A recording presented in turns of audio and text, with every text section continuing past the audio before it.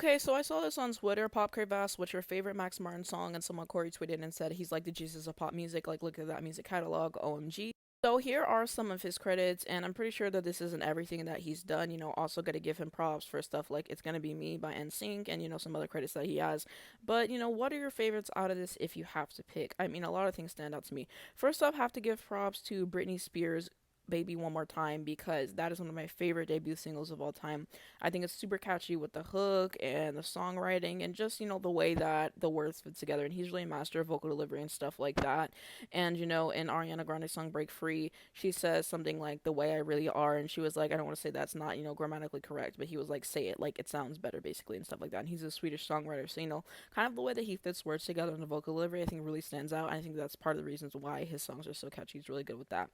But yeah, Baby One More Time, just, one of the most iconic debut singles ever, and, quintessentially 90s in the best ways. And I think that Britney really killed it. So, we'd love to see it. Oops, I Did It Again. I mean, to have two strong singles back to back, history was made. I love the music video. I just adore the song so much. It's just amazing. So, really have to give praise there. We got some Kelly Clarkson with My Life Would Suck Without You. And I love this song. I wish that whenever she performed it live, she did it in the original key. She always lowers the key. It's probably for voice preservation, but I know that she could do it in the original key. But I really do love this song. It has a soft spot in my heart. We got Ariana Grande into one of the best pop songs of all time. The fact that this was a number one on Billboard for 97 weeks, we failed as a society. We really did. So I love that song so much.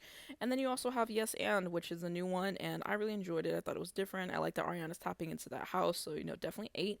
No Tears Left to Cry off of Sweetener, the lead, and I think that this is a great way to represent the album. It was experimental, it's fun, it's light, it's very poppy, it's super catchy.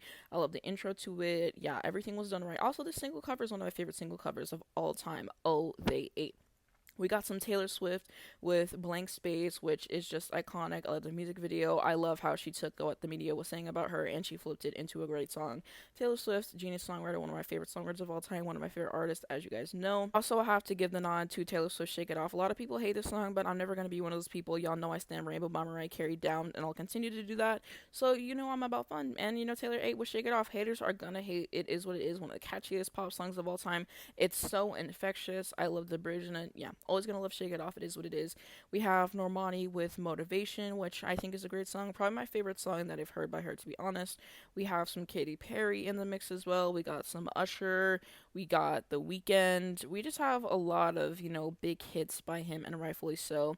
And you definitely got to give the nod to him as one of like the best songwriters, producers of like all time. I mean, all these hits that you see, it's not light work. And so I definitely got to give the nod to him as one of my personal favorites because if you know anything about me, then I'm a pop music connoisseur. And that's what he's giving me time and time again. If I'm an artist and I want to hit, I'm calling Max Martin. I'm sorry. Like, it is what it is. And so I want to know what your favorite is out of these. If I have to pick a top 3, this is going to be really hard. I'm only going to try to do one song per artist.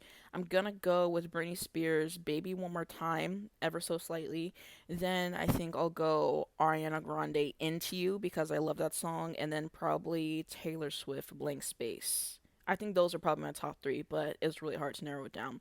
And then also, do you want him to work with any of these artists again? I personally would love to see it. I don't really get tired of his sound. I think that he's great. And then what artist do you want to see him work with that he hasn't worked with before? Apparently, he's never collaborated with Mariah Carey, which I think is a shame. I think during the Rainbow era, that would have been perfect because she had a heartbreaker with Jay-Z out at the time, very poppy. And, she had songs like Ex-Girlfriend on the album that I really do enjoy. I think that should have been a single. So the fact that they haven't collaborated before is criminal. But hey, there's still time. So I would love for them to do something together personally. And, all the other artists and songs that I praised, in this, I would like them to collaborate with him again. But yes, let me know your thoughts on this down below in the comments, as well as what your thoughts are on him as a producer. But gotta give my 10s to Max Martin. Been in the business for a long time and still writing hits.